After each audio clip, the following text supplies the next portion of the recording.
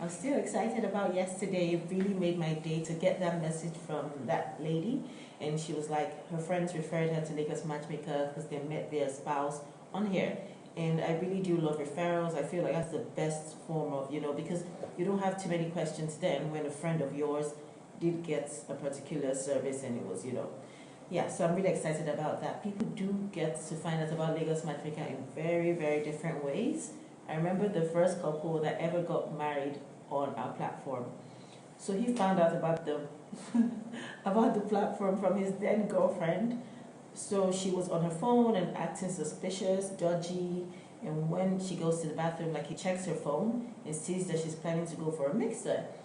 And this mixer is targeted at singles and it's a private mixer, so he was intrigued, of course, and he was like, well, you were in a relationship, so why would you be trying to go for a mixer? To meet other singles. And he didn't ask her that though. He did call the platform and try to find out about what it was about and tried to sign up, but we didn't have spaces, which was good because it might have been dramatic, so they ended up breaking up after that, obviously, because if you're still searching for someone when you're when you're in a relationship, then there's a problem. So they broke up shortly after that, and yeah, and that was it. And then he came on the platform, and the person he got married to, that was his first match. That was his first match. They just got married. And of course, getting their invitation card sent, I can't even explain the feeling. It was so good. So that's why I put the other day, we said, when you let us know you're dating someone, it's like 50% happiness.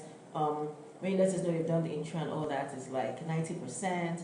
But when we see an invitation card, it's like 100, because invitation card just puts everything in perspective, like it's clear. Like, the invitation card is out there, we're getting married.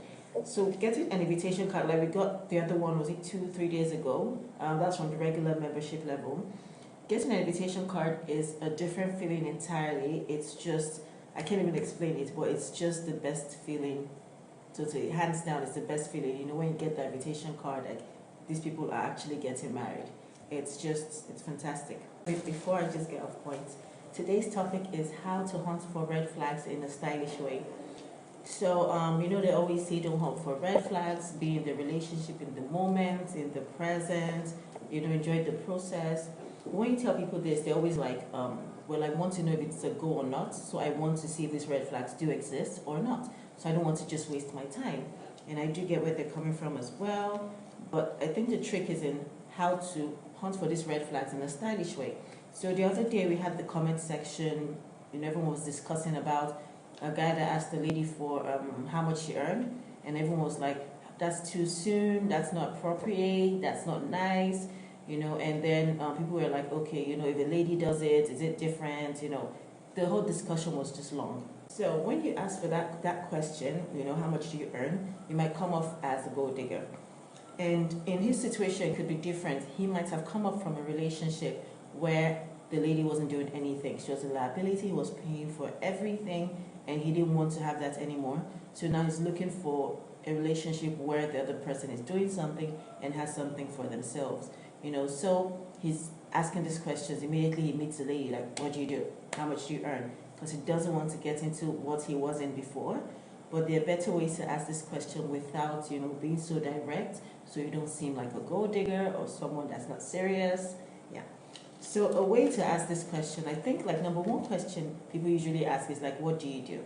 And what do you do is okay, it's obviously basic, like what job, what do you do? People want to find out about people's financial standing without, asking them how much they make. But I guess you could guess or gauge the person based on what they do and, their job or where they work. So you could ask these questions, even you can ask like, what do you do? Or even without being that direct, you can be indirect and just be like, I saw an article the other day and that said 90% of people hate their jobs. Like, that's crazy. So, like, do you love your job? The person is likely to tell you what they do by telling you if they love their job and say, oh, I really hate crunching numbers, or I love crunching numbers. It's something people don't expect me to love, but I really do love it. So even asking people for where they work and where they live could be seen in a certain way. When you say, oh, where'd you stay? Where'd you live? Where'd you work? could just be seen in a certain way, or it just could be boring. So you can, opposed to that, you can just say traffic in Lagos is always bad. So you can be like, traffic in Lagos was so bad, it took me an hour to get from home, in Ikoyi to my office in Marina. It was just so horrible. How was yours? Did traffic affect you in any way? And the person would probably say, oh, traffic was good or was bad, depending. I stay here and I live here, or they don't, you suggest it and be like, it wasn't bad for you. Like, where do you stay and where do you live? Because I don't understand how traffic doesn't affect anybody in Lagos. Or you could ask, like, what do you do? And before the person talks, you're like, wait, let me take a guess. And you're a banker, right? And the person is like, no. You're like, I thought you'd be a banker, because bankers are like really cute and you are really cute, and then from there you will get to find out what the person does. Of course, they're going to tell you from that, but it's not as boring or as direct as what you do. And just waiting for an answer. It's a bit more interesting. You might get to, ease off the tension, when people laugh and enjoy themselves.